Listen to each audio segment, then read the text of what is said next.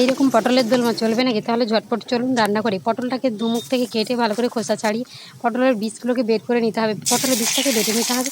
এদিকে তেল দিয়ে কড়াইতে ডিমটাকে লবণ দিয়ে ঝুরি ঝুরি করে ভেজে তুলে নিতে হবে। কড়াইতে সর্ষের তেল দিয়ে পেঁয়াজ কুচিকে ভালো করে ভেজে আদা রসুন দিয়ে ভালো করে কষিয়ে নিয়ে তারপর টমেটোটাকে দিয়ে এবার পটল বীজ বাটাটাকে দিয়ে হলুদ লঙ্কা জিরে গুঁড়ো ধনে গুঁড়ো দিয়ে ভালো করে কষিয়ে একটা পুর তৈরি করে নেব। এবার দিয়ে দিচ্ছি একটা আলু সেদ্ধ করে রাখা, ভালো করে ম্যাশ করে দিলাম। ভেজে রাখা ডিম দিয়ে পুরটাকে ঠান্ডা করে নিয়ে এদিকে পটলগুলোকে একদম লাল লাল করে ভেজে তুলে নিতে হবে। পটলগুলো ভাজা হয়ে গেছে, এবার পটলের মধ্যে পুরটাকে ভরে নিন। অনেক হেভি হলো, এবার রান্নাটা করা যাক। তেলটা গরম হয়ে গেছে, জিরা ফোড়ন দিয়ে আদা রসুন পেঁয়াজ টমেটো জিরা ধনে শুকনো লঙ্কা কাশ্মীরি লঙ্কা পেঁয়াজ বাটা সব কিছুকে ভালো করে কষে নিতে হবে। কষানোর পরে তারপর ফেটানো টক দইটাকে দিয়ে আরও 2 থেকে 3 মিনিট ভালো করে কষিয়ে নিতে হবে। এমনভাবে কষতে হবে যাতে মশলা থেকে তেলটা ছেড়ে যায়। মশলাটা খুব ভালো মতো কষানোর পর জল দিয়ে লবণ দিয়ে ভালো